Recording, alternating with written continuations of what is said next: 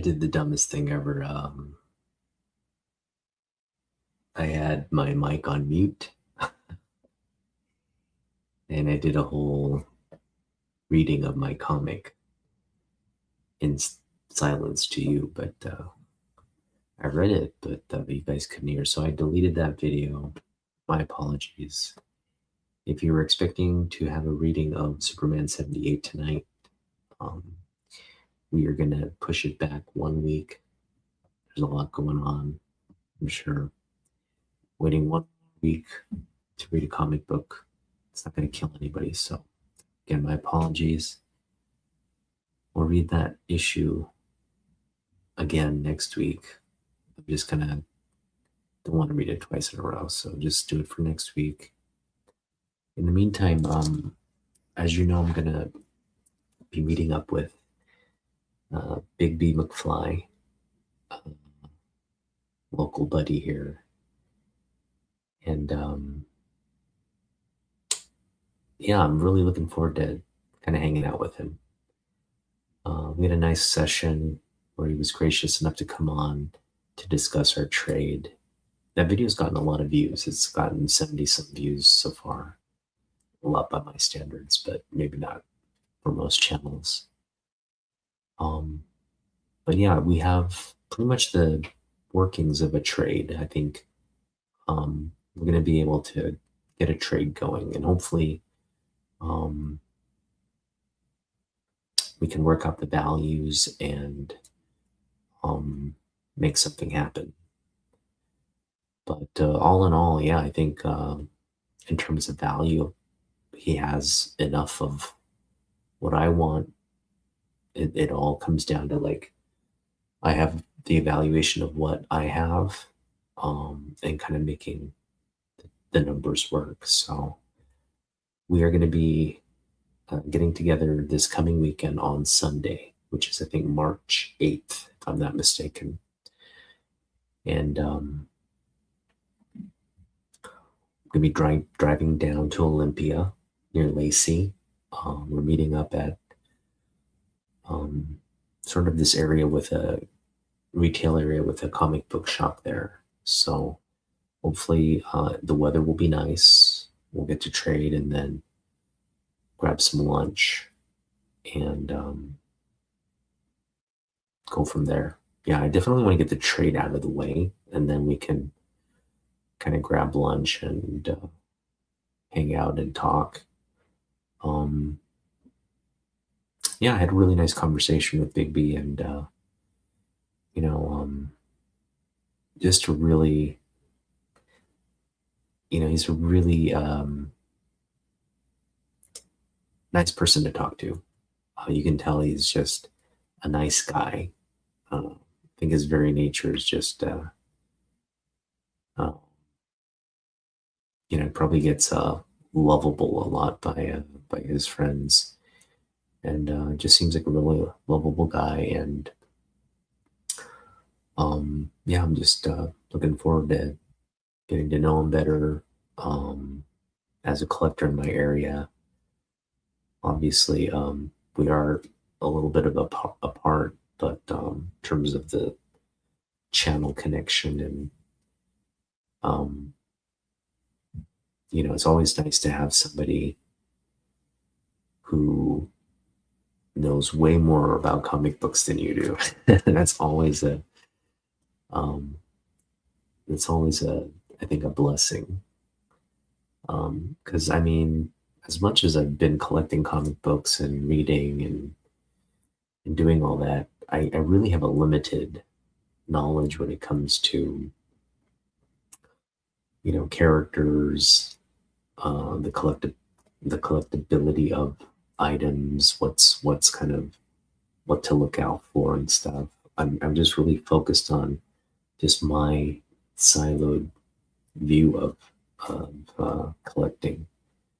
But there are guys in the community who obviously have a much broader, wide range view of, this hobby, the worlds that are contained in these books, the characters and the stories and all that. So yeah, by that standard, I'm consider myself a novice, but I do definitely have a lot of knowledgeable people around me, and then Big B is definitely one of those guys who is passionate about books, knows a lot about the hobby, and yeah, just a good guy to be able to go to and um, use as a resource for collecting. All right, well, we've got a bunch of books that we're again gonna trade away. But before I trade the books away, I figure I want to make sure that there aren't any like diamonds in the rough here with regards to like potential signatures on the interior page of the book. Now, mind you, during my collecting day, signing on the cover was not uh, as common. It started becoming common as I was kind of transitioning out of the hobby. But prior to me doing that, it was kind of like cover started to be more signed more, but then it was also the inside cover for a lot of the older school creatives. So you kind of got a mixed bag during my collecting day. So I there's no autographs or signatures on the outside of these books, but I'm just going to do my due diligence and kind of pour through as many of the potential books that I think could have an interior signature. A lot of these 90s books, that could be the case. So we're going to just kind of look through and just make sure there's no hidden, signature gems and get uh, Big B's books ready for transitioning out of my collection. All right, so this should be a fun little, and I can just talk in the background while we go through this exercise. Here we go. All right, so let's start with some books here. And I'm going to be very careful handling the books because these books will soon be the property of another. And I don't want to do anything to, I'm very careful with handling that book. So I'm not particularly. Now, this book, I'm pretty positive it doesn't have anything related to an interior signature because by the this is like late 90s. They've already gone to signing the front cover. It's become the standard. So just kind of checking to make extra sure. But yeah, we've already verified that this one does not have a signature. And now I'm going to quickly verify whether this X Factor does. Just a beautiful Gimli cover here.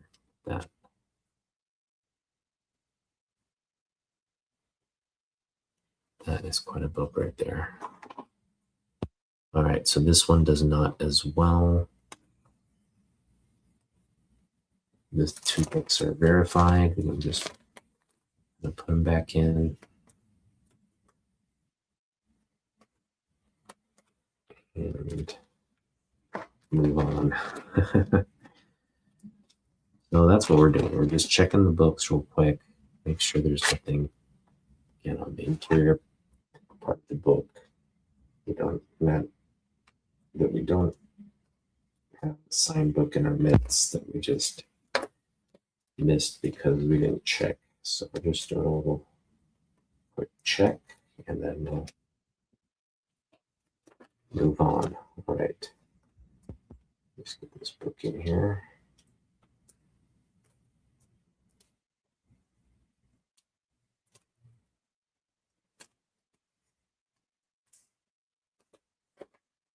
What's going on? In the bag. That's one thing about these older bags. They made them too tight so they wouldn't like move around, and they're next to impossible to bag the book. I think they're like they actually have a little bit of space. All right, well we got it in. All right. No, I don't anticipate these Batman books will have a Carmine Infantino signature somewhere hidden in it. But man, how awesome would that be if one of these did? So this is a beautiful '60s book, and I believe Bigby has this book, if I'm not mistaken. He recently was trying to sell, I think, this one on a claim sale, but I know he said he doesn't mind having more Silver Age Batman. So what an age here! This is classic Silver Age right here. Um, Go through and kind of look through the book here. Who was the artist on this one? Cover artist is Carmine Infantino. Bob Kane, man. Kane doing some old school artwork here. The legend, the original artist himself. That's kind of cool. Although I think Bob Kane at this point was just like slapping his name on other people's, like other people were doing the artwork and he just kind of slapped his name on there and take credit for it. So that's not cool. All right, so we got that book verified.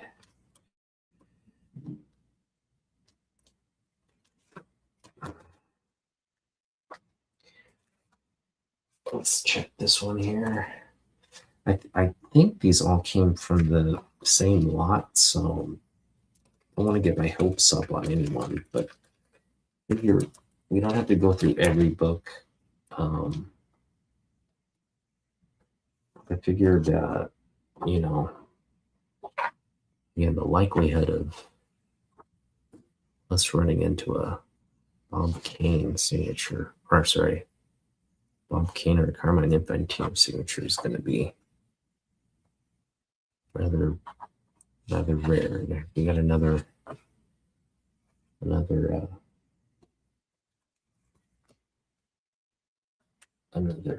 miss here.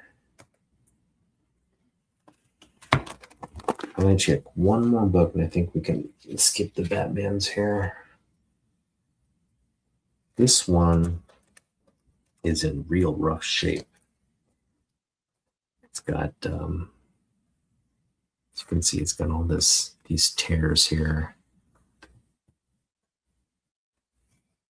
Its pages are stuck together a little bit too. I don't want to wrench that apart unless I have to.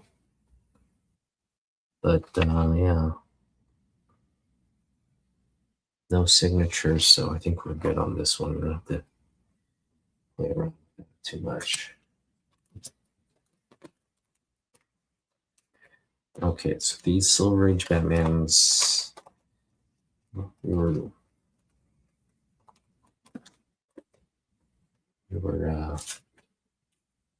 hoping for a prayer, which did not get answered. I do kind of want to check this last one here, just in case. This one too. These last two, and we'll kind of move on.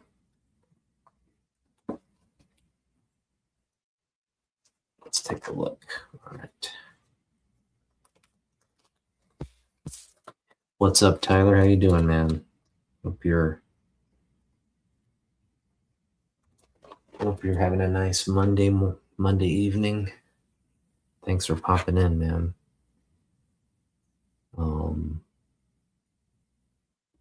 There's a really creative cover here with the puzzle pieces, and you can see actual little puzzle here if you cut it out and decided to.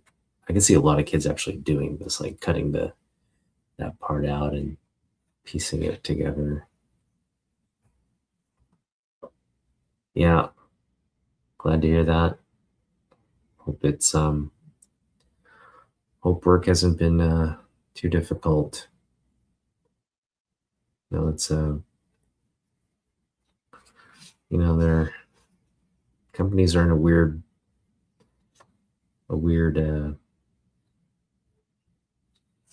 in a weird place right now. They're dealing with a lot of uncertainty and kind of disruption. So hopefully your work isn't one of those impacted. This is just such beautiful interior work. Who is this?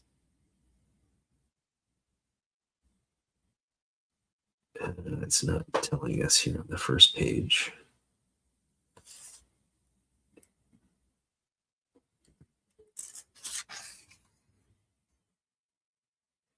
And they're not going to reveal the creators here on the first page. Nope.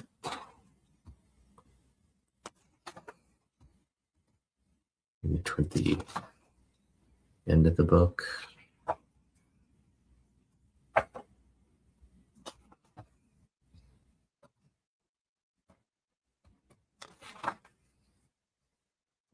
Mm-hmm. Nope. All right, not going to dig it. Yeah, this one has the centerfold detached. So this one has some issues with it. I will be sure to let Bigby know that. Still a nice book. A lot of people, I think if you're a collector of Silver Age, you just want obviously this is very low grade, but you kind of just like land on anything in the mid grades to be kind of acceptable enough. It's comics, so it's always in flux. Yeah.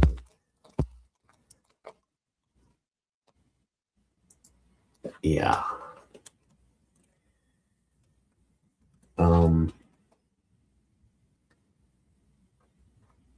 Comics are always in flux. It endures though, so if that's any. Although you never know, we think certain institutions will endure, and there's no guarantee. All right, so this does not have a signature either. And I really just want to know who this artist is. It's like he's a very talented artist, whoever it is. And surprisingly,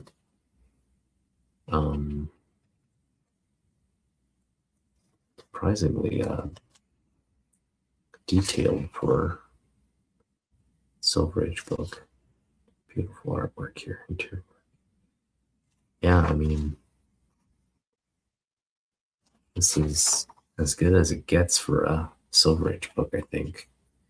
Really had, I think, a very thoughtful approach to Batman in the 60s for sure, since he was kind of a popular cult figure with the TV show and all. All right, so no signatures. This one is Detective Comics 366. And we're just looking for potential signatures, and we have pretty convinced now that there's going to just be a lot of looking at books and finding nothing. No supporting evidence of find book, which is okay. We got some. You get to look at some really nice classic books here, so I'm not mad at you. All right, I don't think we're gonna find much from these copies here.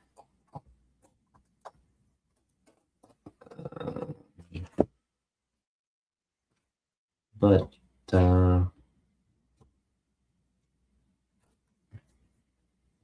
Yeah, I figure if you're gonna get a signature on these books, um, there's a possibility, right? Um, I'm gonna just go on a limb, say even if it was signed, but I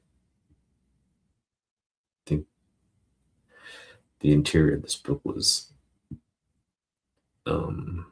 Zeck or Layton or somebody. So I'm just gonna go on a limb, say they probably didn't sign it. This one is like kind of finding a lottery ticket. If we get Kirby's signature on this one, oof, like winning the lottery on a Monday night. You know what I mean, Tyler? All right, let's see. Oh, we scratched and we didn't win.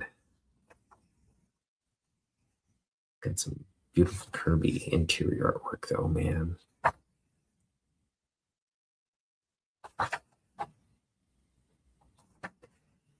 This is early Bronze Age.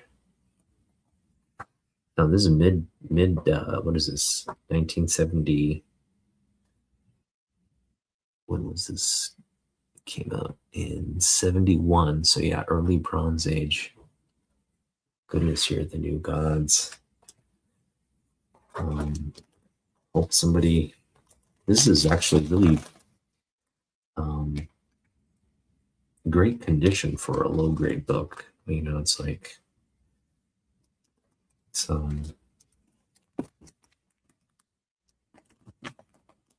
you know, it's like let's say like in a 3.5 arena, and definitely you know, with DLC and whatnot, pressing and you know, kind of doing some restorative type cleaning, it should be a really nice book. Just wish they made these bags easier to. There we go. All right. Yeah, this is pretty decent. Pretty decent low grade. You got the crease. You got the crease right here. No, that's the bag though. No, you do have a crease. I think right there, maybe in the book. But yeah, some staple wear. Definitely a little bit of a spine roll too, but you saw with the interior and stuff, it still looks really, page quality is still really good. All right. Yeah, I mean, doubt one of these is gonna house a John Romita Sr. Yeah. Always, you know, maybe one of these will hit. This is gonna be one of those videos like you're just gonna be like, man, why are you wasting your time with this futile exercise? But you know, it could be just one of those like, oh my goodness, you know, like one of those card rips, like a 101. What's up, Joy Caden? Thanks for joining again, man. How's everything in India? You enjoying yourself with the comic books out there? Hope you're staying safe. All right, so this one is like, I think it's detached. No, it's still attached. Yeah, it's still attached. It's in like on the back staples though. So yeah, nothing, no signature, but it is a reprint from the Romita era. So you're just getting a really classic Spider-Man comic here. And this is the kind of stuff that that fueled Marvel, like that, you know, we really had um, a really a talented artist here that was just building fandom with his with his work. So that's incredible right there. It's a, you know, this is a reprint, but the reprint of Genius, essentially. 25 cent reprint of the Genius. All right. So yeah, nothing going in terms of autographs. I'm gonna just let you stare at a nice comic book there for a little bit.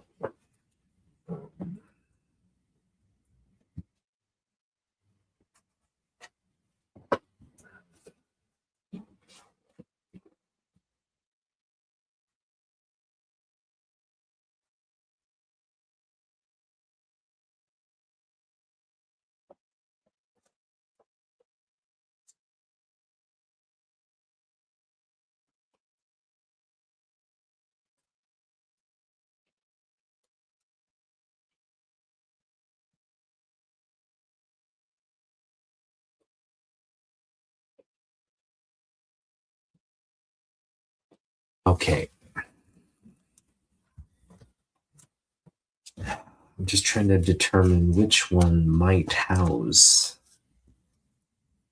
Like if I had a comic book I wanted signed, which one might actually house a signature? And I'm really hoping this one might be a candidate here because it's a John Byrne book. And I already have John Byrne signatures, but if we were to find something on the interior, how amazing would that be? Nothing. We got nothing.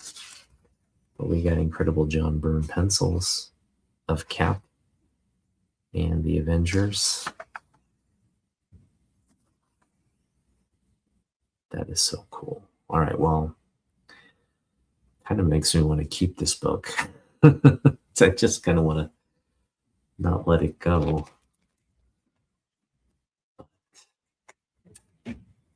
You got to say goodbye. You got to say goodbye sometimes. I'm good, Joy Caden. And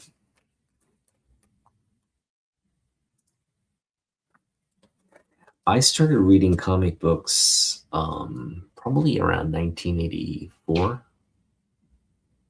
1984 is when I was kind of getting, like the Secret Wars was like one of my earlier memories of comic books. I mean, I was kind of introduced to comic books as a really, really young kid, like 5, 6 years old, watching cartoons and reading comic books.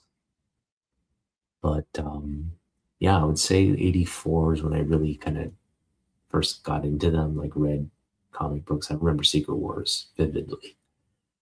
And then I read the silent issue of G.I. Joe, and that got me into G.I. Joe comics. And I'd say around 86 when I got into, or 87, I think. 87 is when I read Classic X-Men. And that just got me into X-Men. So it was kind of like a gradual thing. But by the time, 87, with Classic X-Men and the Uncanny X-Men titles kind of running parallel, I was definitely heading to the comic book shop and getting into the whole vibe. That was fun. And I still remember like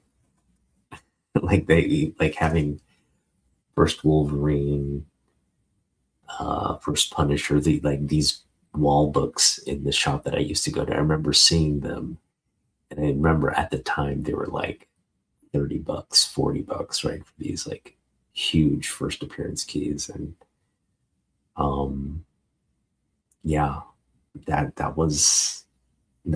just back in the like 80s. That's how much those huge keys cost back then. Crazy to think about now, but it's the way it was. All right, we're gonna check a couple more books here. Kind of do want to curious about this Action Comics too. I don't want to, and how incredibly regretful would it be to trade away a signed John Byrne book on a Superman book? That'd be regrettable for sure, which is why we're doing this exercise. All right, that was a quick check. That was a very quick check. There's nothing there. We're going to check this book as well. I think signatures are a little bit more prevalent now. They were really kind of, signatures started really happening, I think, kind of around this mid 80s to late 80s era, mid 80s to the 90s era, right? Maybe a little before, like early 80s to the 90s era. It wasn't really a thing prior to the 80s, I want to say, because you didn't really have like comic book conventions and things of that nature. Although you have it right here, Chicago Comic Convention. These are like, early, really early. But like you can see here, wow, this is a little bit of history here. John Byrne, Walter Koenig, Billy Mooney. Like that was the headliner. Just like two guys, an actor and the cover artist of this comic book, John Byrne. So it gives you kind of the indication of like the early days of, and this is like, from 1980, 83, right? Kind of right around that period I was talking about, like conventions were just kind of becoming a thing more and more. And then of course today it's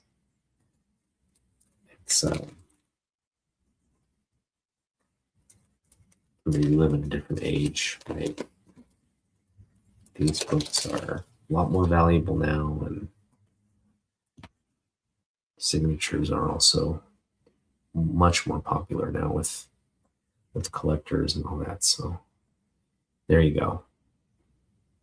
Another beautiful George Perez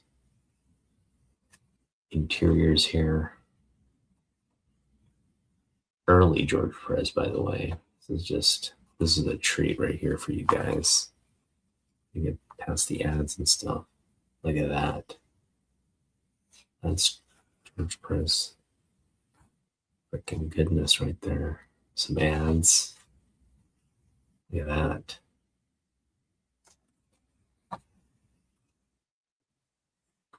Make money, sell grit.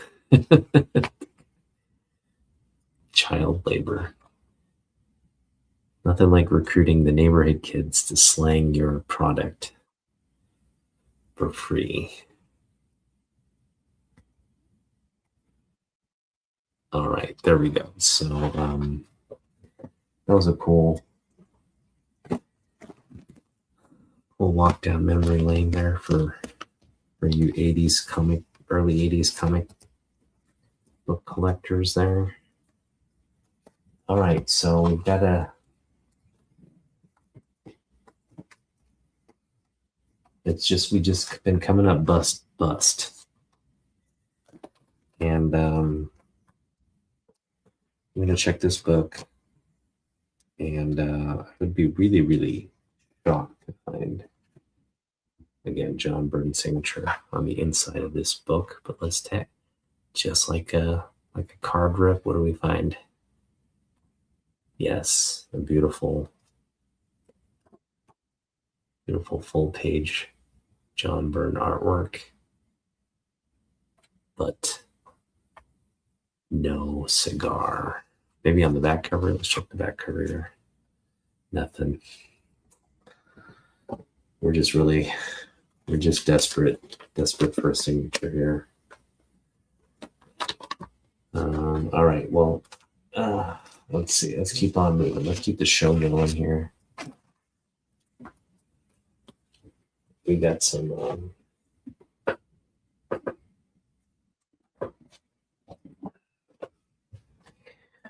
Got some Daredevil. We got some Daredevil there.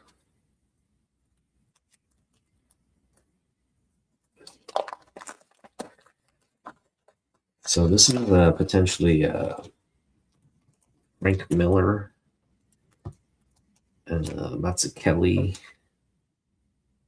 potential signature here. I doubt we're gonna find anything, but let's just look at that.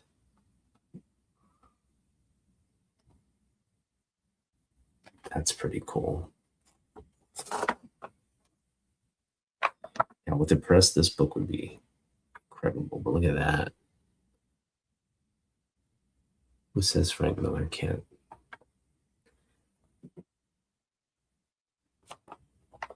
This one, Frank Miller was like trying. He was really trying. You know, it's like at some point he just stopped trying. But when he was trying, man, he could. His style was definitely iconic. That the hand. There's a great comic book here. Elektra, look at that. Man, I don't want to keep it now. kind of don't want to give this away anymore, but no, we promised Big B the books. So just making sure we don't give him any signed books here. Just wouldn't want to burden him with a signed book here. Nothing. You're just like, oh, this is the one, and then tease you. Oh, nice. Oh, that's okay. That's cool, Tyler, because I did, like you, I was a big Superman fan after the Reeves movie, but for some reason it didn't translate into comic books. In fact, I didn't really get into Superman comics. I mean, I read Byrne's Band of Steel. I read that in like a trade paperback form in like the late 80s. And I enjoyed it. I enjoyed it a lot, but it wasn't like enough to make me go out and buy like volume 2 Superman and start reading that. There was just so much going on in Marvel when that book came out. Again, that was like kind of X-Men had my focus at that point in time. Also, I read, The Dark Knight Returns. I had gotten, I think, issue 2 from the LCS, and I got the trade paperback, and that was like, there's nothing that could really compare to that book. So, yeah, Franklin Richards' power is elasticity, so he can kind of stretch and he can absorb a lot of impact, and he's really durable. Like you can't really break him, right? So it's that's it. It's not that interesting, but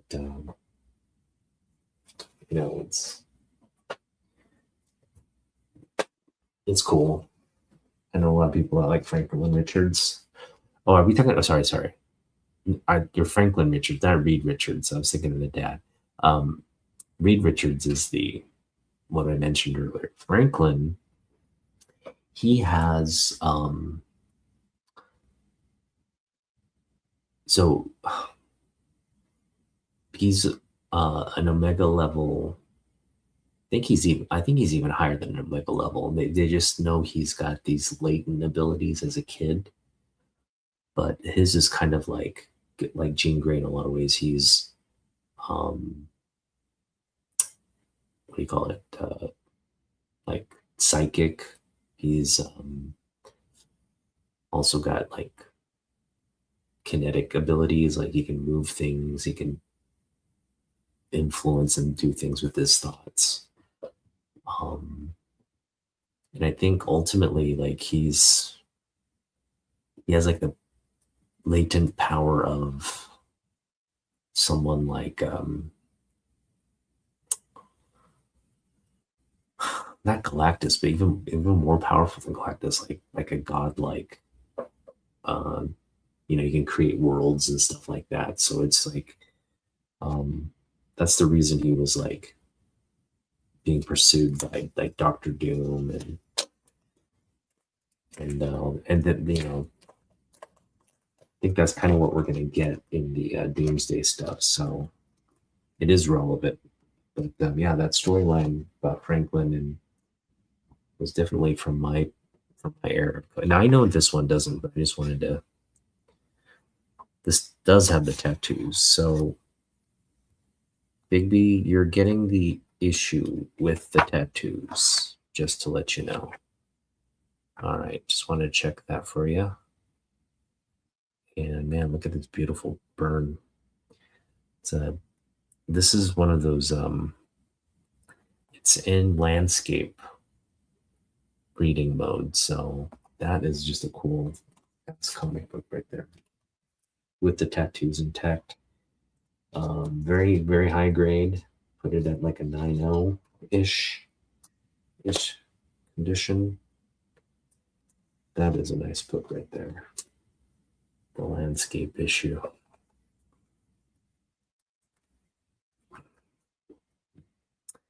And I'm pretty sure that's not going to have a signature in there. So I'm not going to check here. I am going to check some of these old ones here. How freaking have we actually unveiled a sign book? It'd be pretty freaking amazing. All right, here we go. This would be a really nice kind of like Stanley or somebody's signature on the interior of this one. Let's see. Nothing except She-Hulk's behind. All right, well, let's take a look at this one.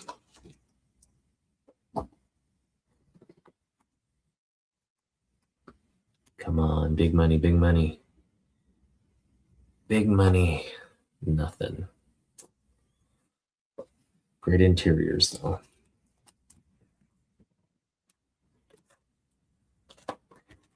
All right.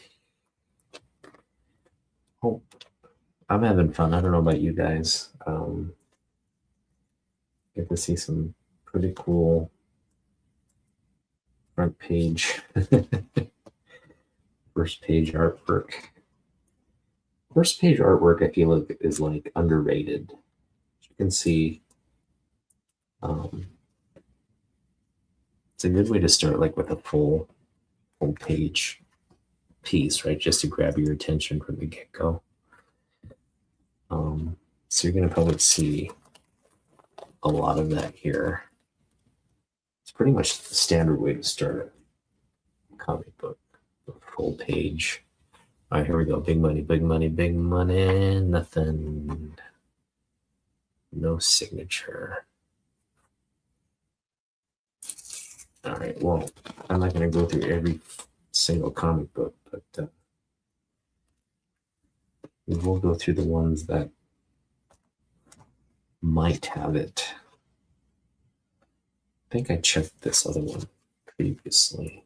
Let's just check this one.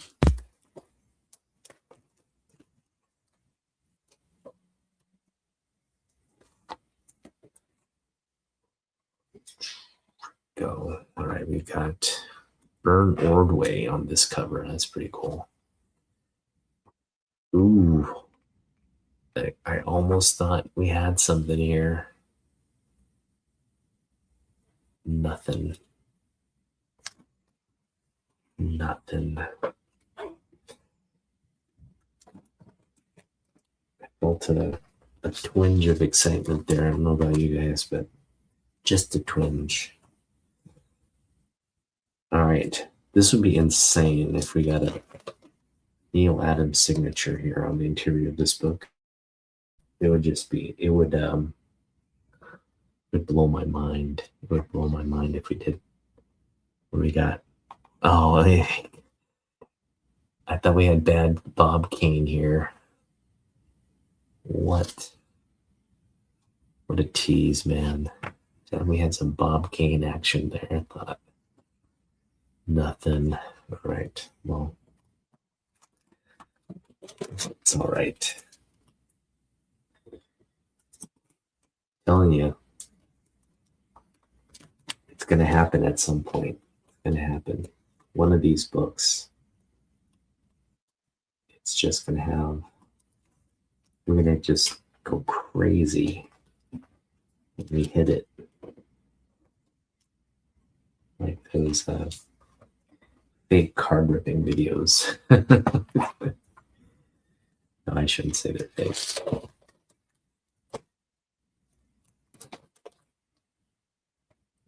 Those guys were sent loaded boxes, though. Come on, let's face it.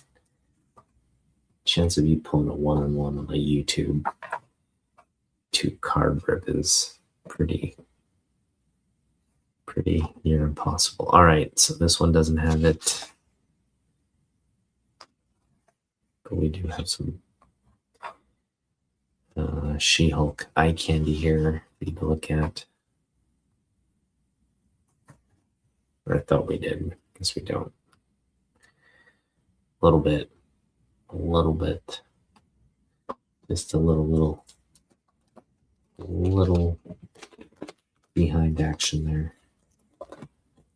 She-Hulk, yes. Love She-Hulk.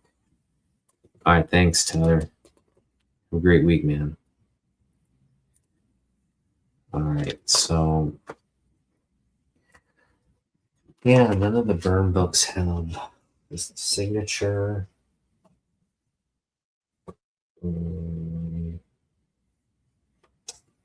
Let's check one more book.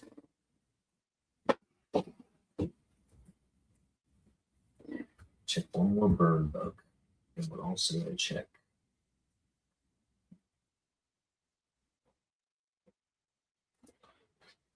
I'm going to check the Spider-Man.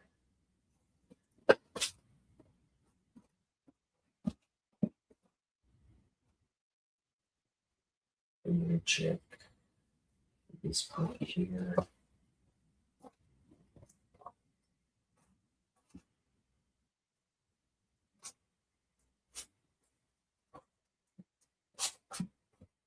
And all those other books are not going to have. They're likely not going to have signature books. So I'm just going to check these ones here.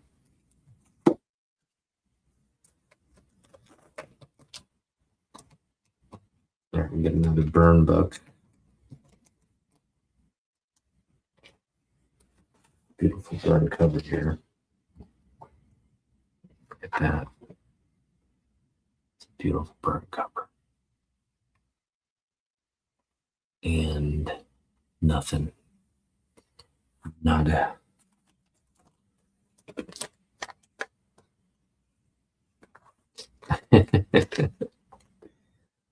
Thanks, man. Yeah, it's you know, there's a lot going on right now, and comic books help this helps take your mind off everything. So it's definitely a nice way to unwind for the evening, I guess. All right. I don't think we're going to find a McFarlane signature in here, but who knows? Let's check. Nothing. No McFarlane signature. That's again, I know a lot of people who like love McFarlane art. Um I did love it when I was a kid. I don't like it as much as an adult. I just think there's just more people who deserve credit for their talent than I mean, not to say McFarlane isn't talented. He's a talented artist, but there's just so many more artists that kind of deserve this kind of the kind of fandom that McFarlane generates is again, he's just a fan favorite. I get why he is, but at the same time, kind of perplexed by it at the same time as well. But there you go, no McFarlane signature. All right, this is gonna be it. This is gonna be the one. This is gonna be the one that makes it all worthwhile right here. This is the book. Here we go. Chameleon, McFarlane. Booyah. Nothing. Nothing, man. What is going on?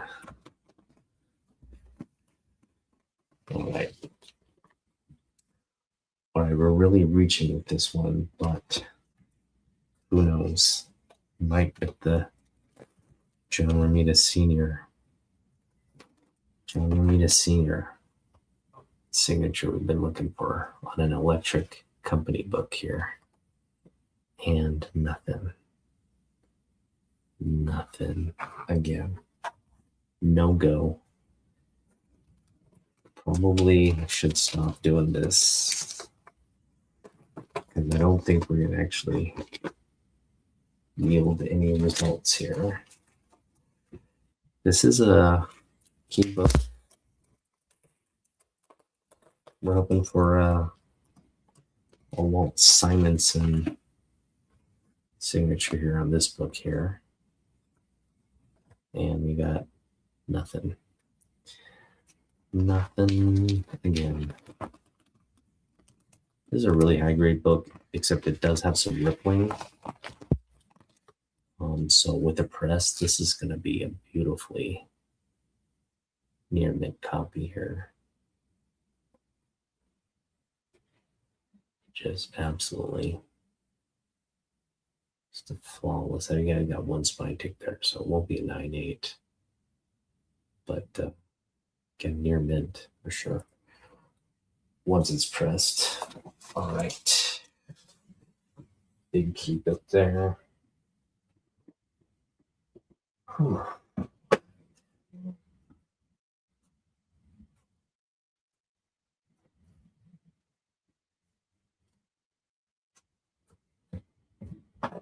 Which books are going to end up what we're looking for here. So I'm just going to kind of flip through, see what might have potential for an end to cover signature.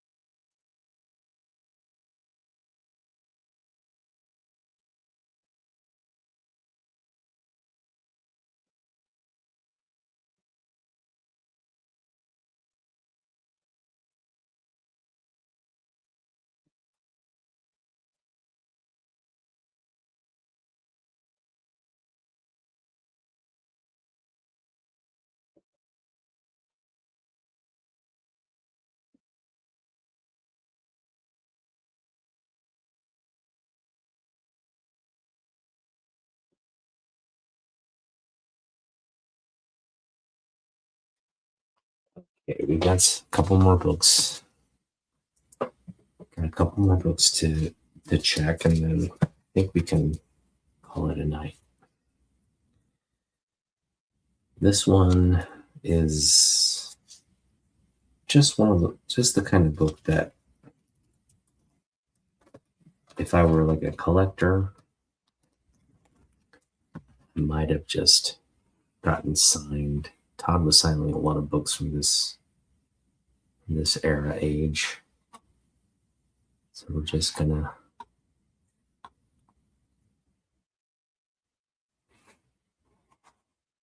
there you go. There's a Todd Wolverine.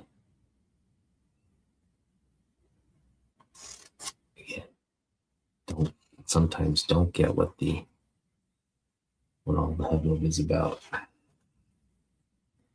All right. That was very disappointing. As I was expecting some kid to have gotten this book signed by Todd, but no luck. All right, we're just gonna go. Let's take a look through these books. Doubt we'd have signatures on anything here, but we are gonna check that and that one as well. That could have it. And we'll check these X-Men books as well. These X-Men books might have it. All right, so let's check with this Art Adams book here. Art Adams is another artist that, I mean, he was the reason I got into X-Men. His cover on Classic X-Men is just phenomenal. And then he did a little run here on the X-Men as well, with covers and interiors, just top-notch stuff. In fact, this may be an Art Adams. No, it's Mark Silvestri.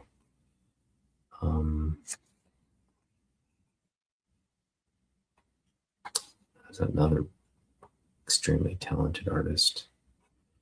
But yeah, no such luck. Just fine. All right, well, counting down the books, and it's like slowly coming to the realization that these books were probably already poured over by some previous collector. And who did the vetting for me.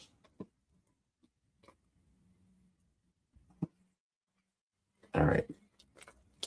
We'll just check this one here, and we'll check this one too. We'll check the fantastic stuff. That as well. I do want to take a look at this interior of this book. Love the cover here by Silvestri. It's one of the best covers there. Early book on the Silvestri run of X-Men here. Early cover, I should say. Nothing but, man, look at that. Yeah, Sylvester is another big reason I got into X-Men at this time. It was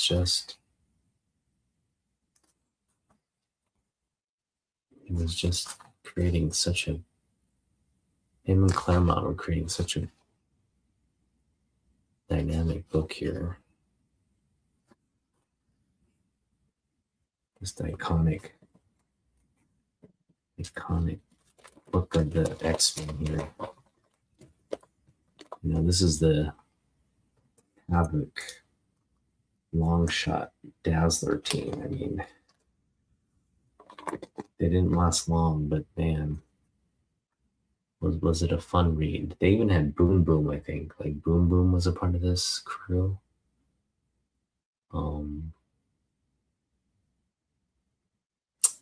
You know, Betsy Braddock, aka Psylocke, the Psylocke that was absolutely useless in battle.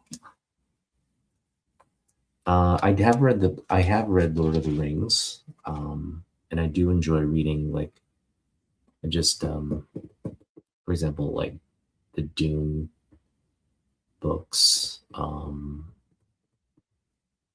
I've read some Philip K. Dick books as well. A comic book which has gore, like Invincible.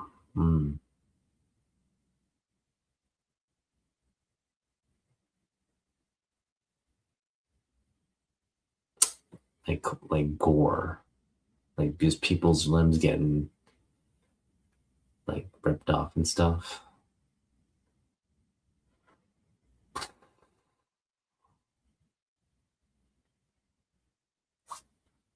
No, I mean I know there are a lot out there, but I can't think of too many books like that. I'm sorry. I haven't read. I'm not. I don't subscribe to horror comics all that much, so fortunately, don't have any good recommendations for you. Sorry, man. I will say though, I think some of the Savage sort of Conan stuff will have a good amount of violence and some like sexual themes as well. So I don't know if you're like you mentioned you like fantasy and Lord of the Rings type stuff. Conan might be up your alley, man. I'd recommend, yeah, Savage Sword of Conan, which is like a magazine format from like pretty much all the 80s. It was an 80s run of Conan. Check that out. That might actually have some good stuff in there for you. All right, well, we are gonna check a couple more books here.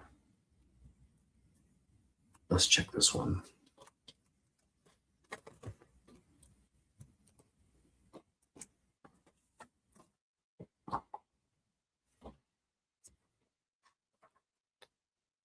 Nope.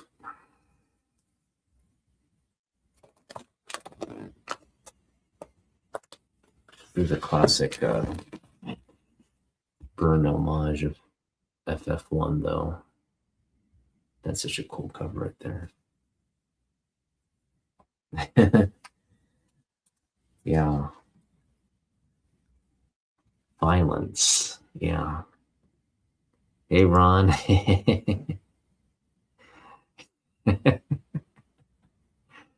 Yes. They take him up to their spaceship, and they did. They did. Uh, they did horrible things, horrific things to him, probing and. Oh, look, there's a little burn action here. John Burns in the comic book. How cool would it have been to have it? So we're looking for signatures, Ron. That's kind of what we're doing. And we've been very unsuccessful. We've gone through about maybe 15 or 20 books so far to no avail. Who drew this face? On the, not sure which face, but John Byrne drew the faces here. Yeah, we're hoping for to turn up a Byrne or Todd McFarlane or some artist of some caliber here in this exercise. All right, this is the last one. Something tells me we're going to be 0 for 20 something, whatever. How many books we checked? Let's go. Here we go. Oh, nothing. No signatures. All right. Well, that is that. That was a fun exercise, though. you never, so, I don't want to ever be in a position where like I knowingly gave away a signed book um, in a trade or something like that. So just good to do your due diligence and ensure all that kind of stuff is clear. Oh, nice. Did you get it signed by McFarlane?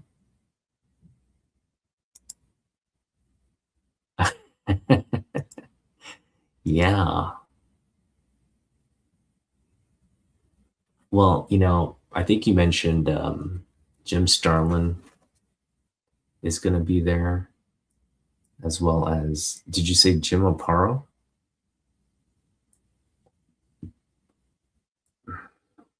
Starlin and Aparo, that would be a lot of Batman books you could get signed there. He was born to play, and this is where I think his casting of Doctor Doom is it's gonna be interesting. It's because I'm just wondering how fans like you, Joy, Kid, are gonna react when you see your Iron Man become Doctor Doom. That's a big leap that audiences have to make in their mind. And I'm not saying he can't do it, but it's kind of like if Hugh Jackman, right? He's Wolverine. Hugh Jackman were to come back as like Sabretooth or something. It's like that's kind of the equivalent, right? It's just doesn't make sense. So, all right. Are there any other books here that we could potentially now getting done with this exercise?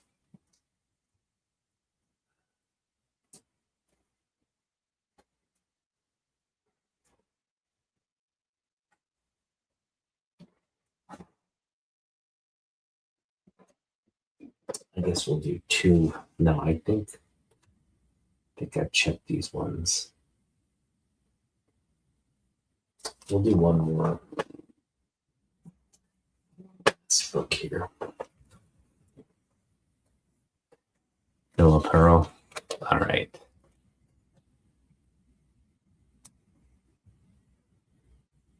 He's an incredible actor. Did you see him in Oppenheimer? Incredible performance in Oppenheimer. I was like, he should have won an Oscar for that role, but they gave it to the other guy.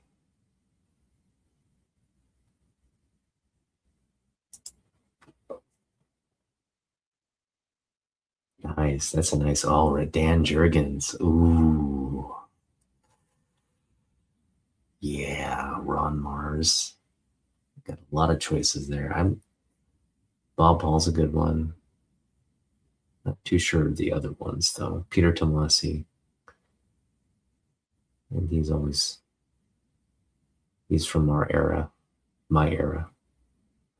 Dan Jurgens is a big one. I'd love to get more Jurgens signatures in my collection, but yeah. Have fun, Ron, man. It's a good lineup. You're gonna have fun with your grandkids. All around good time. All right. Well, this book does not have the Jim Lee signature, but we do get to see some pretty freaking amazing Jim Lee artwork here. On probably his like peak book on his run. This is the connecting cover, or so I should say what the fold out. It's a 4-page fold out here, and it's also whatchamacallit, front and back, kind of like connecting cover, right? So it's like, and this precedes the X-Men marketing #1 connecting cover marketing gimmick. But this goes to kind of show like a prototype for that issue, just in a contained in one book here. But, yeah, this is like peak Jim Lee here. At least peak Marvel Jim Lee. He obviously is a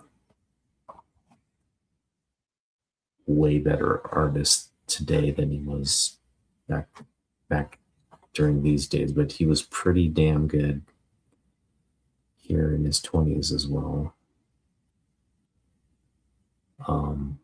Look at that. Freaking goodness right there. So yeah, you have this sort of like prototype for the connecting cover on this issue. Actually, it's just a three-page fold out with Psylocke looking extra like sexy with a PS. Psylocke doesn't really have to be in like she doesn't have to really. Let me be careful because I'm gonna lose a lot of fans if I say the wrong thing here.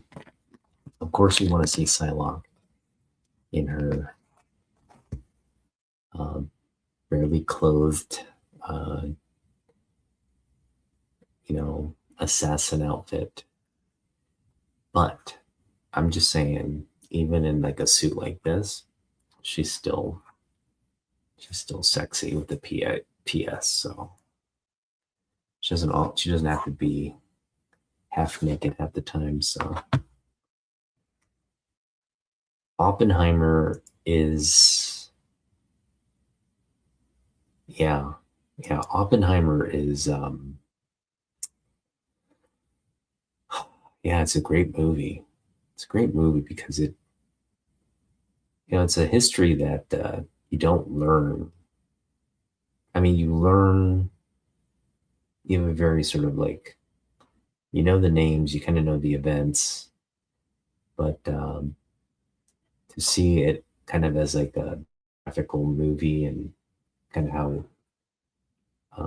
it really does kind of dramatize the events that happened after the nuclear bombings in Japan, and yeah, like how they kind of erased his freaking legacy and labeled the dude as a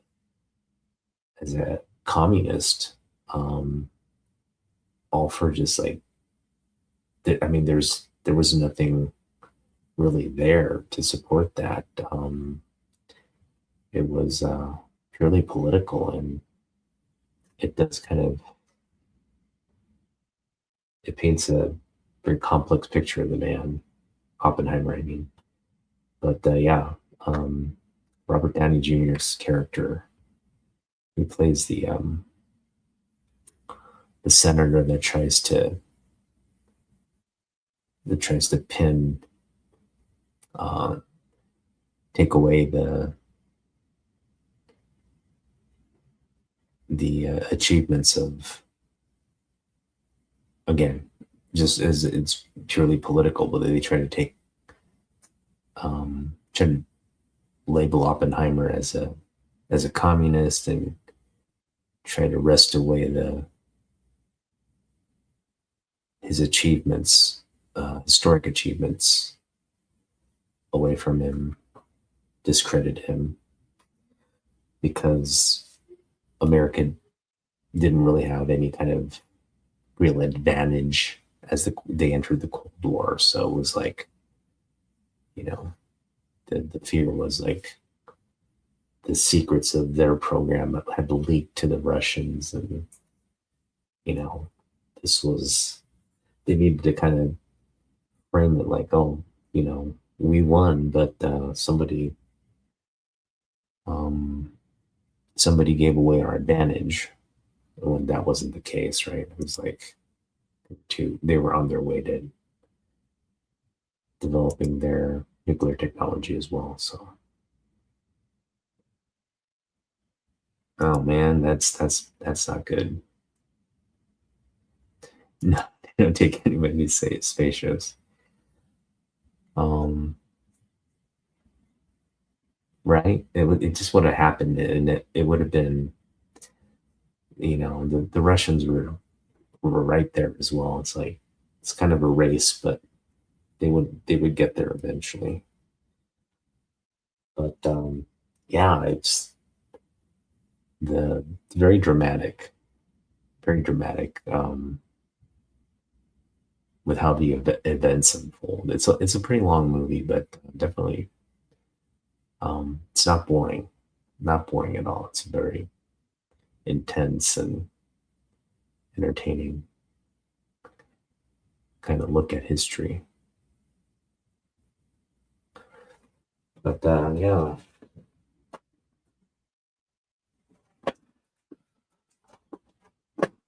uh, well, you know, I know Ron, you were with me when the news broke that the U.S. had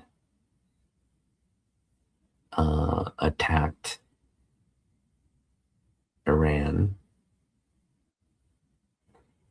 and it was the following day we got kind of confirmation that that initial attack resulted in the death of the supreme leader of Iran. And now we're kind of in this bombing campaign.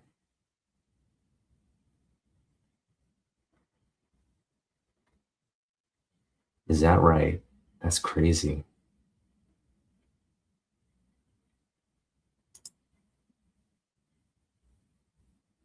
That's a pretty good performance right there, Heath Ledger.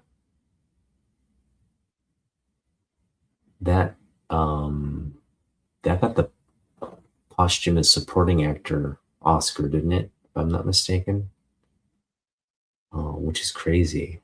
I mean, imagine if he had been alive to receive that award. I mean, he'd be a A-list Hollywood actor at that point. Never got to that status, unfortunately. Yeah, there's a lot going on in the news, and a lot of political spin on should we should we even be involved in this war? Um, and did the president have the authority to unilaterally make these decisions? Um, the way I look at it is the president does and can, but the question of should he have, that's really the billion-dollar question, because I don't know, just we're just going to bomb the heck out of Iran, and at the end of the day, is it really going to are we going to see the kind of change we're expecting, or is it just going to create more, it's just going to create more animosity?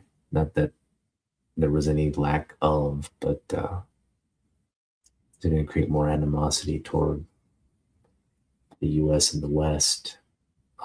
Just one of those things. It's like, you know, Iraq, Afghanistan, Iran. I mean, these places there's no amount of foreign intervention that's going to ever kind of get the cooperation that America is seeking, because it's just there's too many forces at work. And so I don't know. It's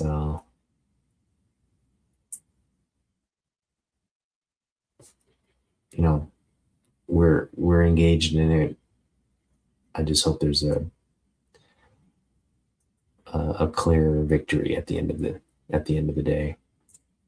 You know, as long as that happens, I guess it's a good justification to have done it. I'm just hoping there's minimal loss of life, although casualties in Iran just starting to climb, and of course the American media is not too focused on that, but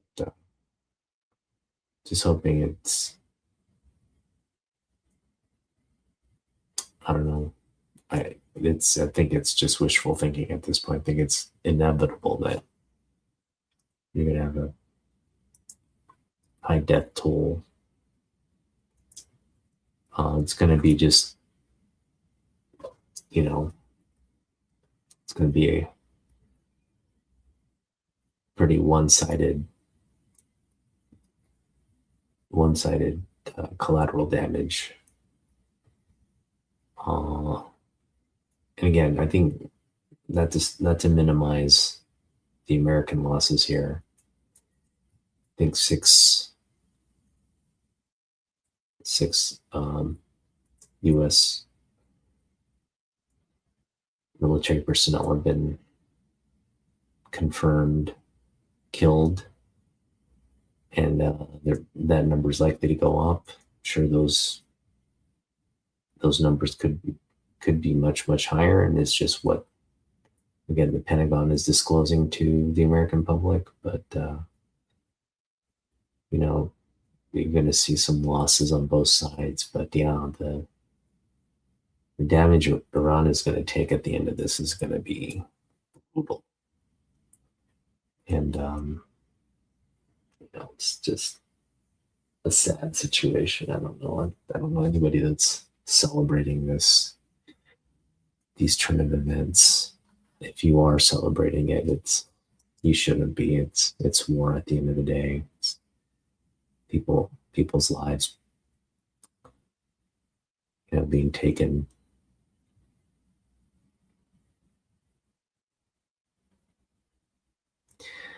Yeah, you know, this is really, I think, there's no justification. It's just, I think they just saw an opportune time to do it. And I think it's part of a larger strategy, right? Like I was saying last time, it just seems like they're taking a more kind of thoughtful approach to weakening China. And, you know, I can't fault the administration for it. I think in a lot of ways it makes sense to do so, but it's just just makes America look so desperate. You know what I mean? It's like we're falling behind, and it's like we actually have to be the people on the offensive, the aggressors, to circumvent what's going on.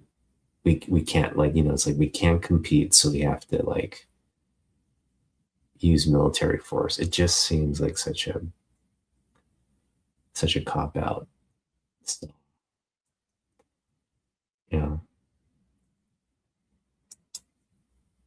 yeah, I agree. I don't think Americans are going to support. There's going to be a lot of. I mean, it's already people are already kind of being vocal about opposition to this, but it's going to get louder and louder as the body count starts to climb.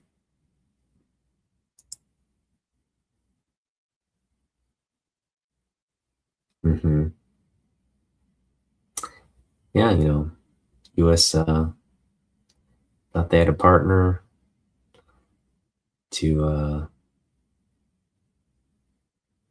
access the oil in the Middle East. through Iran, and then Iran said, "No, get the hell out. Don't want to see you ever again." And this bad, it's been bad relations ever since. You have a religious, you got religious rule there.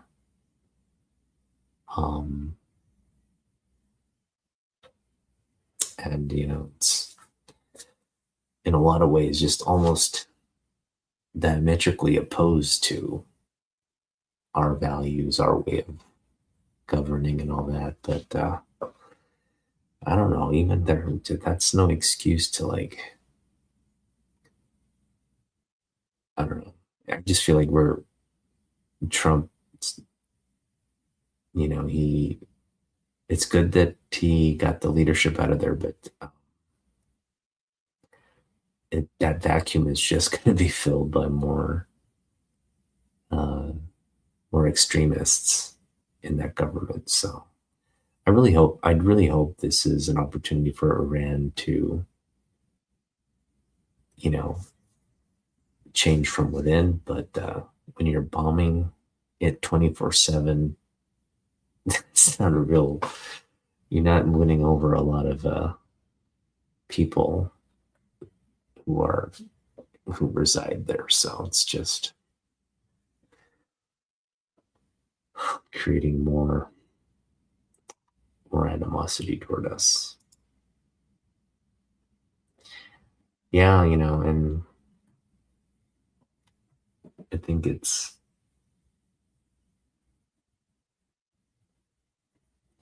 Israel's yeah, Ron, your last kind of point got me thinking like, yeah, maybe this was just one of their in a series of like chess moves. Maybe this the whole active terror thing was um is one of those like setups that their intelligence executed to get public support and really just kind of lead the charge because they've been relentless, man. Israel's out to like just you know they're out to get all their enemies in the Middle East, and it's even spilled over. But this whole thing with Iran, it's spilled over into the um, the other Arab countries. So it's like it's impacting that entire region. And man, I just really hope that people kind of rein in what's going on because we don't want to see. I mean, we don't want to see World War III, right? We don't want to see like multiple countries just. No one wants to see that, but just feeling we're repeating history from last century, and it's just like it's kind of feels like what's happening here. It's like this is just the first domino in a series of destabilizing dominoes, and you know, yeah. I just hope diplomatically we're able to get people to like, well, let's take a let's just put our foot on the brake here and take a step back. Like you said, Joy Caden, I think Israel is like hell bent on force. They're like, we have military might, we want to use it. They're just kind of this belligerent child, hell bent on revenge, and it's unfortunate to see because so many innocent lives have been lost in that campaign, and now it's much wider now. You just have kind of this untethered use of force happening now. And the US is aiding that entire, it just doesn't seem like it's not the America that I think we're used to seeing. But, I don't know. At the end of the day, I think it is mostly economic, political that's driving all this chaos in this country. So we'll just see. We'll just see what happens. But yeah, thanks for hanging out with me, guys. Part of this channel is like I come on and I kind of look at, talk about my collection and use this channel as sort of a vehicle of escape from stuff going on in life. And right now,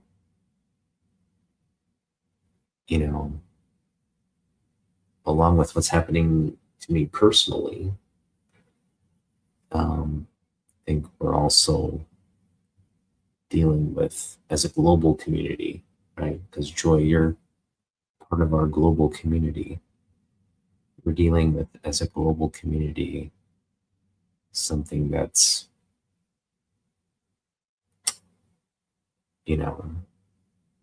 unprecedented. It's this kind of unilateral action. It's just unprecedented for the U.S. to do something like this. Like Ron said, unprovoked. They were negotiating terms for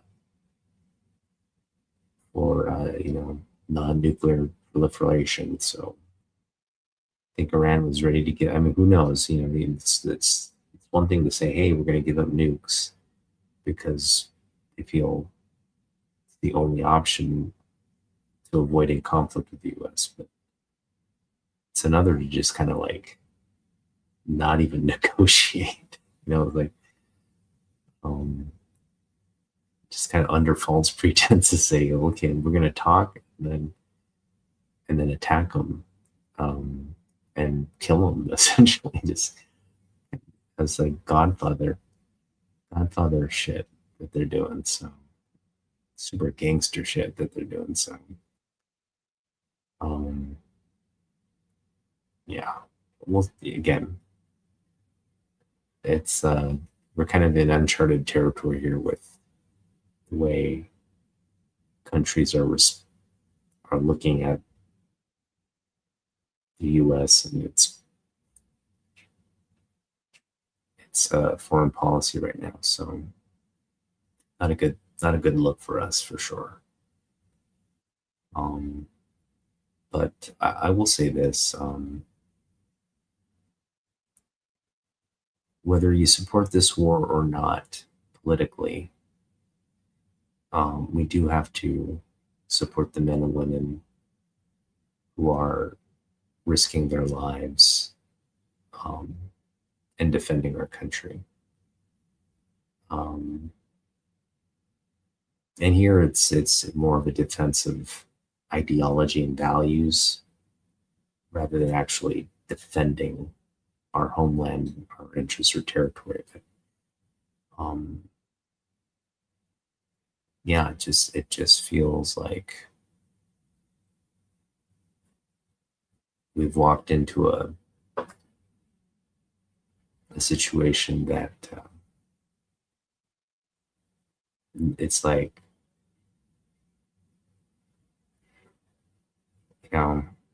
there's a lot of risk here. There's a lot of potential fallout from this. Again, if you look at,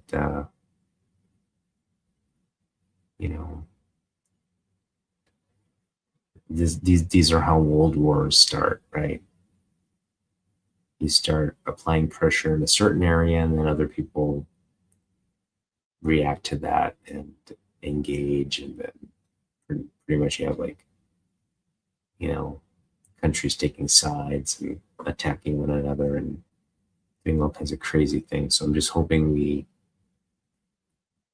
avoid that altogether and come out of this without losing too many lives. All right, well, we're going to be back on Friday for Otaku Weekly, and hopefully, we'll have some better news to reflect on. But for now,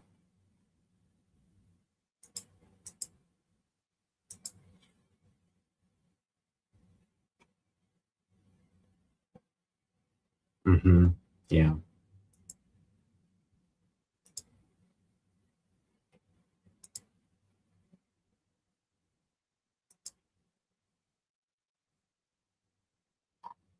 Hey, what's up, fanboy?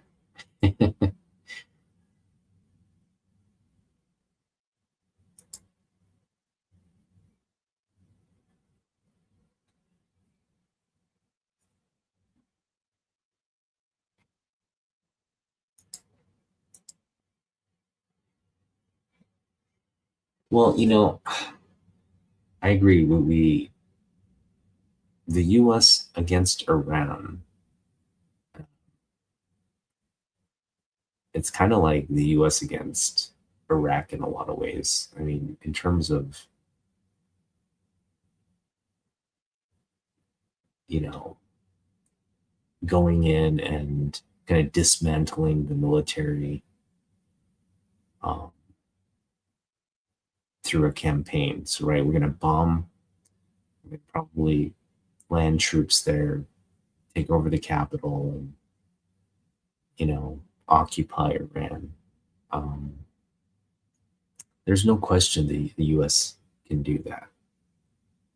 And as long as they're strategic about it, it can be rather efficient. It can be a rather efficient campaign. Uh, I mean, but we're also, almost what 30 years removed from, sorry, 20 years removed from the Iraqi war. So we're talking about um, different technological capabilities that the enemy has that Saddam didn't. Um, but yeah, again, we also have um, advanced weaponry. It's just a matter of time until we break through. The question is like, again, like you can put a proxy government in there.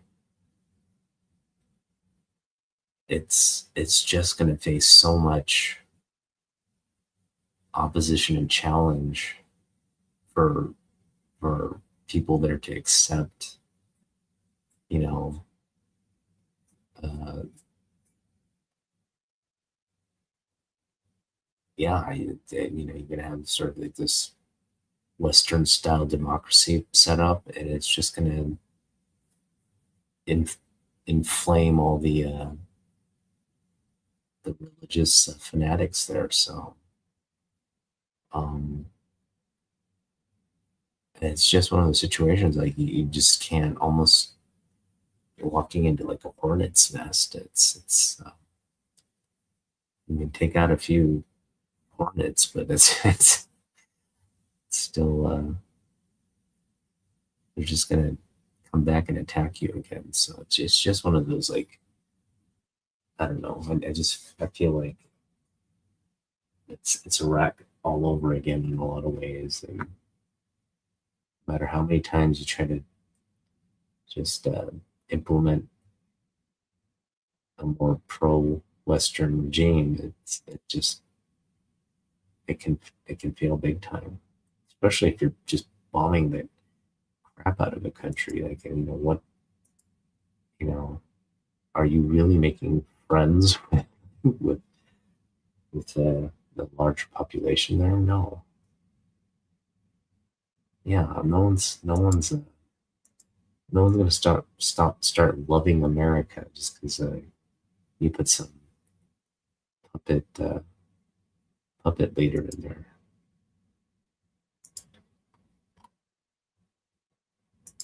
How you doing? How you doing, B? Oh, you had a good week, man. So, Fanboy's been a nice little Action Comics haul the other day, and I'm loving it, man. Those all those books, I was just like, man, loved it. I would have loved that to have added those books that you added to my collection. That was some good stuff right there. A lot of Nick Cardy, Neil Adams, good stuff. And that's kind of where my trade is kind of. It's kind of like a little mix of Superman stuff. So stay tuned for that. You'll see what I bring back. I'm gonna try to make it as Superman centric as I can make that trade. It's a good trade, and I'm looking forward to coming back with that trade haul. So keep you guys informed. Yeah, no worries, Ron. The I read a comic book, but my mic was off, so I'm gonna redo it next week. I'm gonna reread it, so you didn't miss anything. You'll stay tuned next week. I made just a dumb error again. Recorded like 20, 30 minutes, and then realized after I read the book that my mic was off. So pretty dumb of me.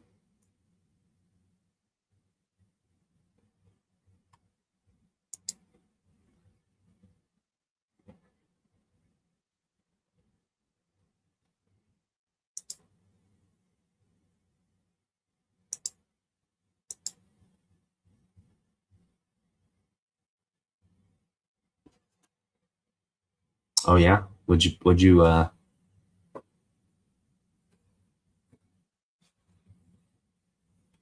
this is a Superman 20 center? Nice. The Cardi one? Yeah. All right. So was Rob selling it for $3? That would have been a steal for $3.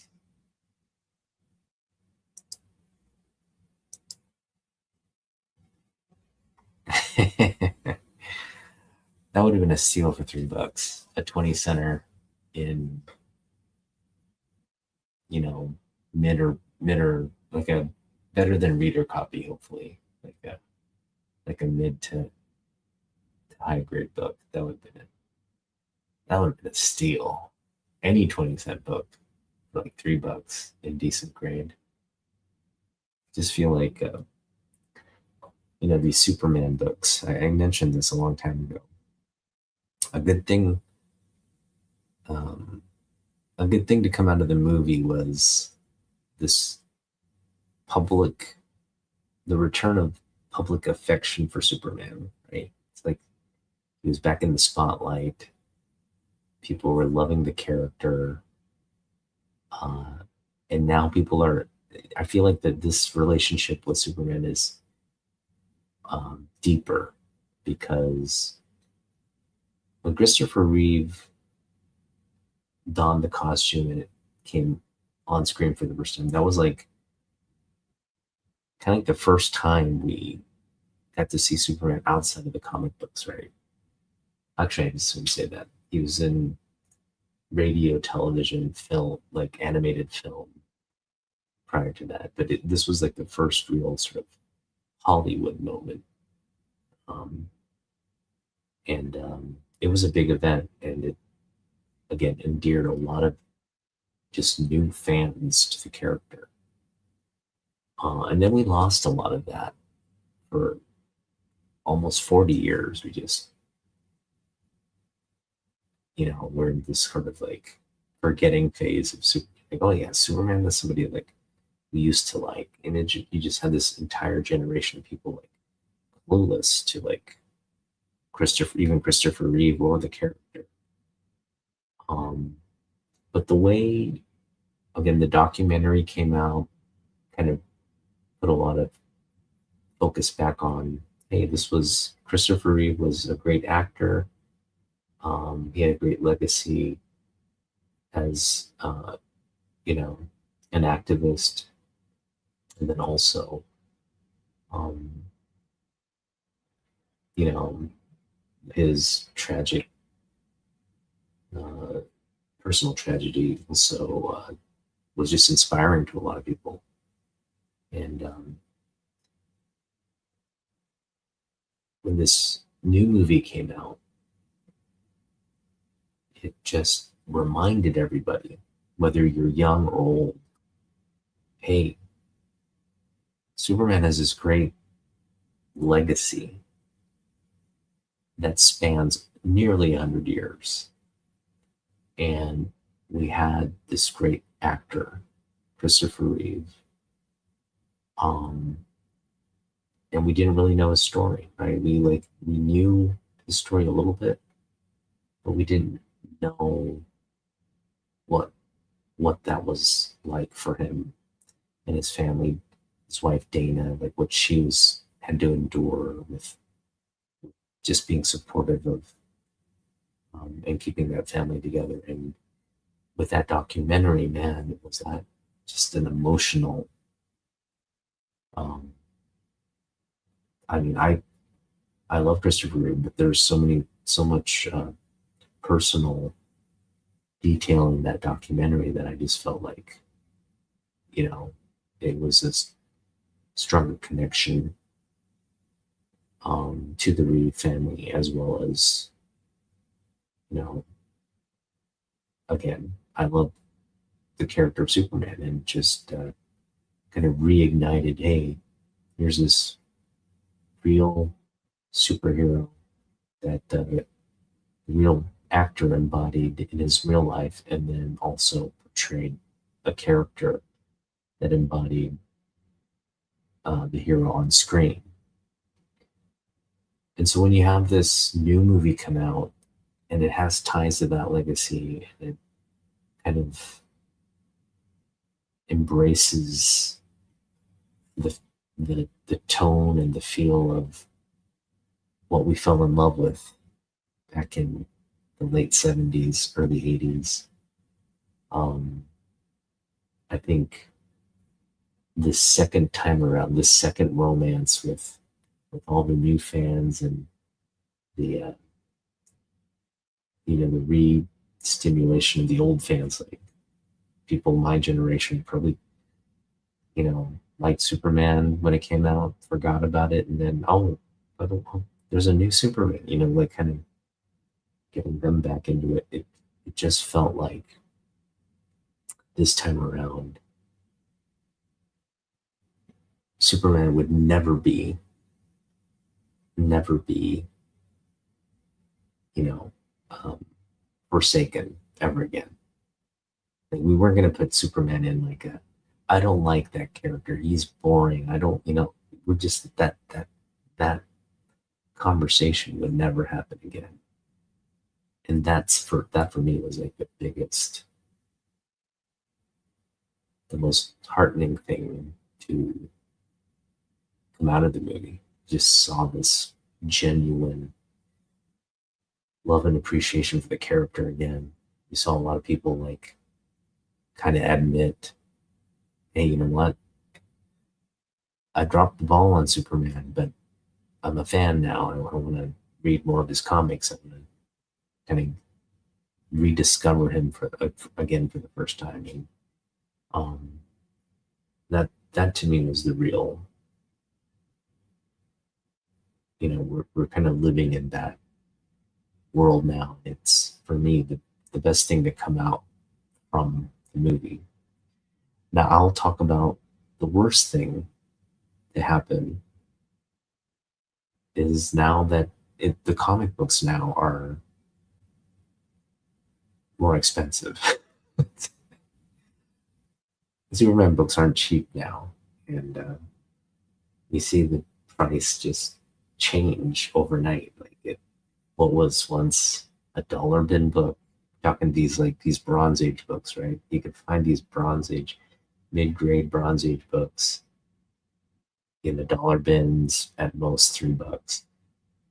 Now commanding just higher prices, and the Silver Age as well. The Silver Age, you can find those for like under $10, right? Most mid grade Silver Age under $10. Now they're all over $10. The higher grade ones are a lot more expensive, and now you see the Superman keys and the older books popping up on the top 20 lists, the top, the trending books list. It's a different environment now that we're collecting in. Um, so that's been a point of frustration. I keep thinking, man, I wish I had just focused on Superman, instead of picking up other stuff. And in hindsight, it's like you kind of miss your window once the market and the prices shift. It's like sometimes there's no going back, no waiting it out. So it's been the negative thing to come out of all this Superman love, unfortunately. So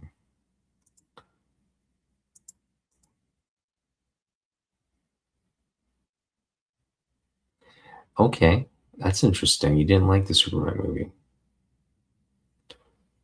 The costume, you didn't like the costume. That's fine. I mean, um, hopefully you'll give it a chance. You'll just, hopefully you don't like hate the movie, and you'll give the next movie a chance, or at least the Supergirl movie a chance as well. Because I think ultimately it's um, going to be part of a very entertaining and inspiring franchise. If you give it a chance, I think Superman has a chance to impress you down the road, but maybe it won't. Um, Sounds like you're into something a little bit more gritty and dramatic. Like you said, a little bit more a character that doesn't have like a clear, good, like, they're not black or white, kind of, they got a lot of gray in their in their character. But yeah, don't give up on Superman, man.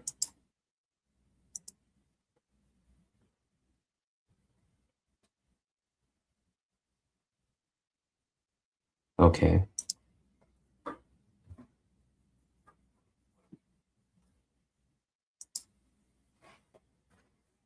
Yeah, I think you're already you're also kind of writing off Supergirl as well. It's interesting. I think yeah, I shouldn't assume that everybody loves Superman, because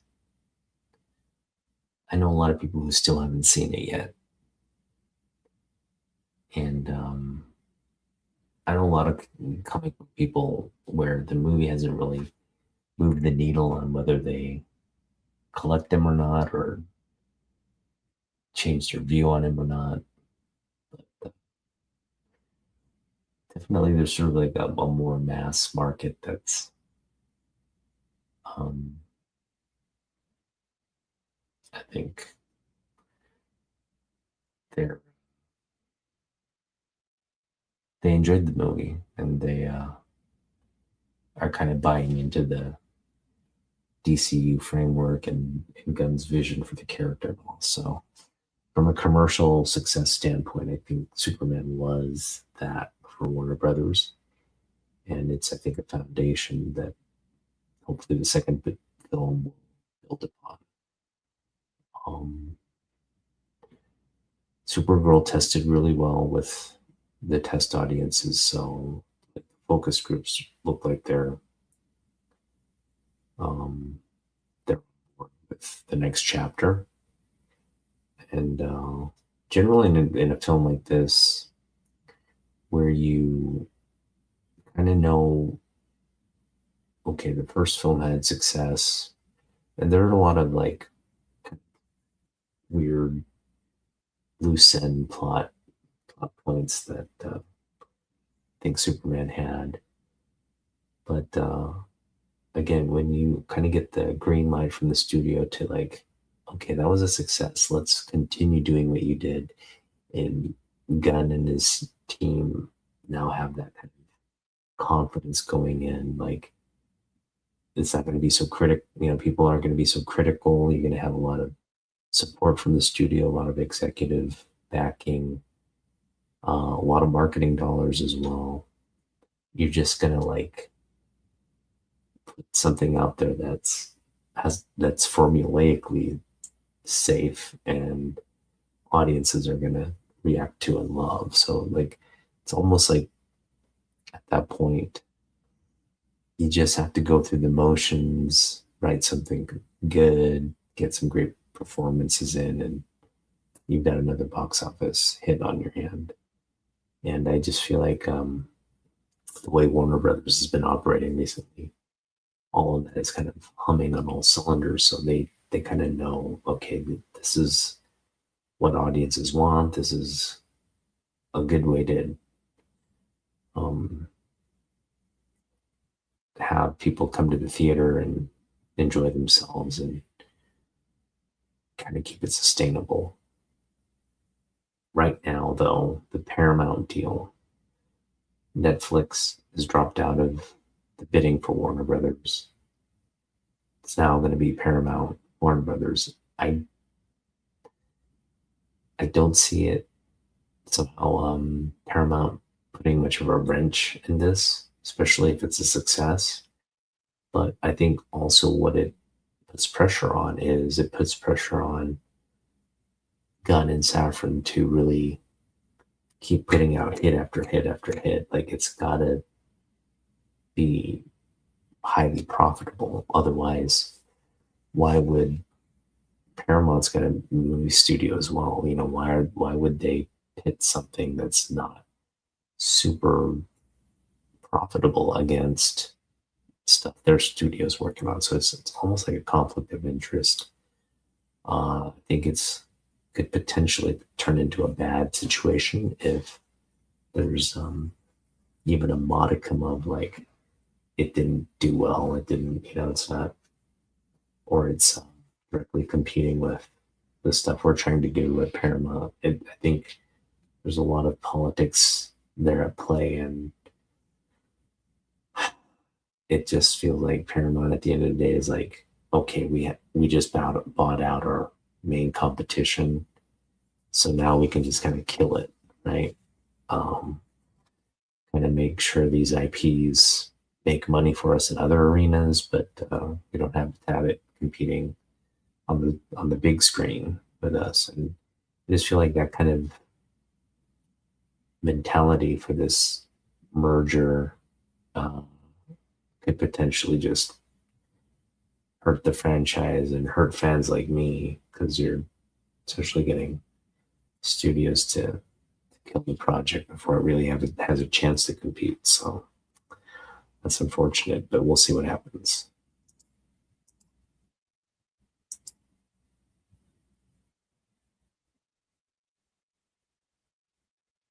Flash, huh? Yeah, my problem with the Flash is like some of the special effects just weren't that. I just didn't feel like him running, and it just I didn't buy into that whole feel of time slowing down and him running at an incredibly fast speed. It just that was my biggest problem with it, and I think it's a problem for any kind of Flash type. Um, I like the way they did Quicksilver in the X-Men movie. It's like that was a good way to kind of show it. But with all the electricity, like he's running all this electricity and flashing and the stuff is like, especially some of the TV studio effects tend to be like, you can tell it's like CGI and you can tell it's like bad CGI. And I don't know. I just didn't, some of that was so distracting. You just can't buy into what you're being presented sometimes. So that was my biggest complaint about the Flash series. Just wish they had notched up the special effects just a little bit. Right. These are not good mergers and the potential to be really bad for a gun.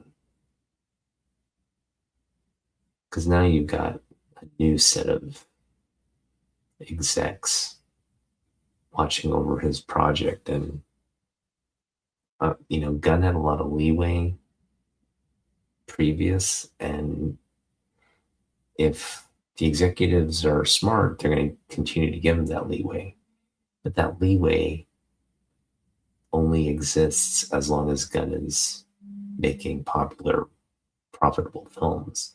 Soon as his first dud kind of happens, you're going to see the sharks attack. And I just don't like that kind of environment. I mean, I'm sure Gunn doesn't appreciate it either, right? He's like, I just, change the fortunes of the studios around. And now you're going to come at me with like a new set of paradigms and expectations. No, it's like you should have full kind of creative leeway to do what it needs to do and have the opportunity to fail once in a while. It's like you got to have that. Otherwise, it's going to be impossible to build anything. Look how much leeway they're giving Feige. Feige recently had a string of like horrible movies. They're not even comic book movies at this point. They're not even like worthy of being Marvel comic book movies. They're just like utter garbage. And he's still getting to kind of produce and create what he wants. And I think they need to do that with Gunn too early on. And even if he does produce a dud here and there, it's like, let him go with that. Have you seen the potential Wonder Woman there that might be cast in the new one? Incredible looking actresses. I mean, like really Wonder Woman-esque castings there. Go check out that post, Joy Caden. I think you're going to enjoy that. I didn't like the Robert Pattinson Batman. I like Robert Pattinson as an actor. I just don't see him as Batman. Didn't really enjoy the Matt Reeves take on it. I didn't hate it, but I just didn't. It's not my Batman. So. That's right. Ron knows his Wonder Woman. Linda Carter is a goddess, like walking among us. Like that's just how, like, she's.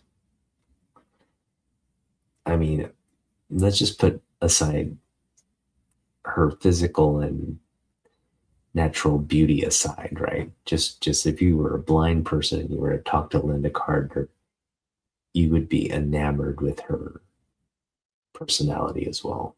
She's just so, I mean, yeah. And then you add the visuals and man, you know what I mean, Ron? Ron knows what I mean. Ron was going through those changes when Linda Carter stepped on the scene. He had undergone the changes. Yeah. Oh yeah, Peter Optimus Prime, Peter Cullen. Yeah. Amazing voice talent as well. Yeah. We didn't watch the show for a while though. We watched it for Linda.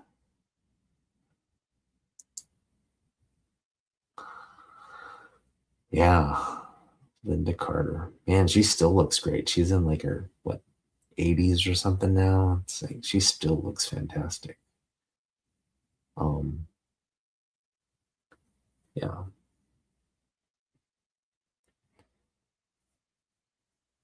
I'm almost for I'm for AI in that sense. If like I would pay to watch an AI Linda Carter kind of do a movie, but it'd have to be like really convincing, like almost like where you couldn't differentiate from CGI in real life, AI acting. Like I would pay to see that if it was like convincing. Like they had cast a young Linda Carter to play Wonder Woman in the upcoming movie. It's that convincing. I wouldn't mind creating that kind of fiction, in like that scenario. 75. Okay, I thought she was older. But, it's a good ripe age right there, 75. She's got hopefully many more years to enjoy. Oh yeah, that's a good idea. She probably will. I know she was in the Super Girl series as like she played some like executive or general or something in that, like a powerful woman character in that Supergirl series. She was great in that one too. That was what, like, I want to say about almost 8 years ago or something like that. Yeah, she looks incredible still. And she's like a sure she's like a grandma or great grandma now. But I love how she also you know, she's been kind of vocal about the ICE detention stuff, and that's what a Wonder Woman would do, right? Wonder Woman would speak out against some of that kind of stuff going on.